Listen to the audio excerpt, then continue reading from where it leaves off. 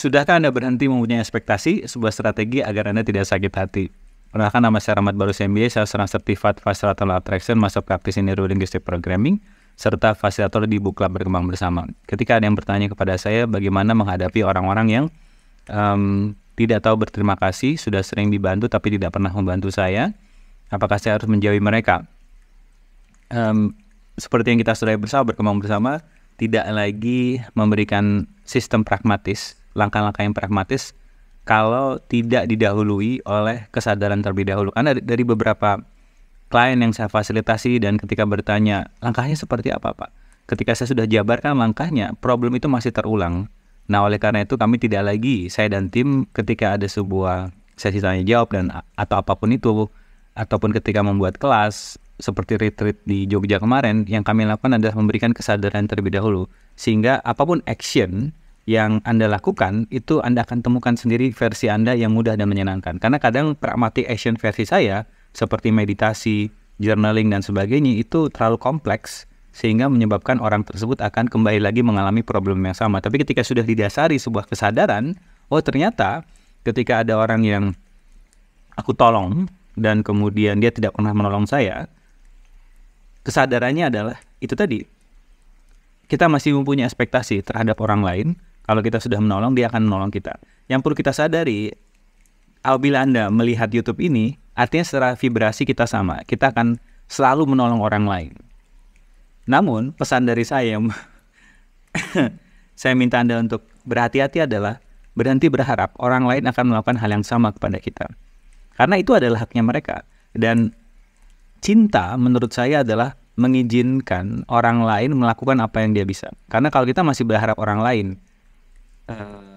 melakukan hal yang kita inginkan, artinya kita bukan mencintai orang tersebut, melainkan kita ingin mengontrol orang itu. Oleh karena itu, saran saya, tolong berikan apa yang Anda inginkan dari orang lain. Kalau Anda ingin orang lain tersebut membantu Anda atau mengucapkan terima kasih, sudahkah Anda sering mengucapkan terima kasih ke diri Anda sendiri ketika Anda dalam kondisi yang stres dan kemudian Anda bisa bangkit? Sudahkah Anda dekat dengan diri Anda sendiri? Dan yang kedua adalah, sudahkah Anda bergerak dari gifting and receiving?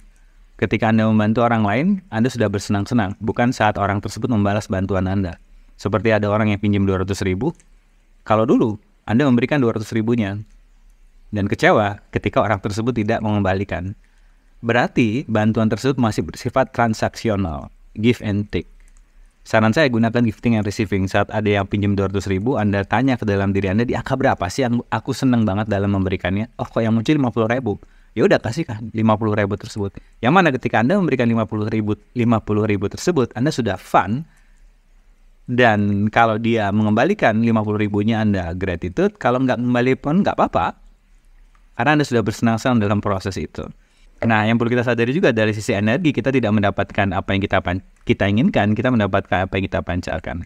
Kalau kita berbicara mengenai keberlimpahan, gifting and receiving akan membantu kita selalu berada di vibrasi yang tinggi, sehingga ketika kita bersenang-senang dalam membantu orang lain tanpa menunggu dia membalas bantuan Anda atau tidak, vibrasi Anda tinggi, Anda akan ditarik oleh semesta keberlimpahan lanjutan. Tapi ketika Anda masih bergerak dari give and take, Anda membantu orang tersebut dengan harapan orang itu akan membantu Anda, tapi ternyata tidak kunjung datang bantuannya, vibrasi Anda rendah, Anda akan menarik hal-hal yang secara vibrasi rendah datang di kehidupan Anda. Seperti begitu banyak permasalahan. Mungkin ini menjawab pertanyaan, kenapa ya ada orang-orang yang membantu, bersedekah, ataupun menolong orang lain, itu balasannya banyak. Tapi ada juga orang yang ketika membantu, bersedekah, dan sebagainya, malah yang datang itu problem. Karena vibrasi yang mereka pancarkan. Asik ya, kesadaran seperti ini. Jadi, saran saya, sebelum Anda mencari solusi dari sebuah kondisi yang sedang Anda hadapi, tanya kesadaran yang belum Anda sadari itu apa sih yang benar dari tantangan yang sedang aku hadapi, apa yang aku belum syukuri dari permasalahan yang sedang aku hadapi, dan sebagainya. Sehingga Anda akan menemukan pragmatic action, langkah-langkah yang works buat Anda. Karena strategi yang saya punya mungkin belum tentu cocok buat Anda. Asik ya? Sampai ketemu di kesadaran berikutnya. Keep having fun. Bye-bye.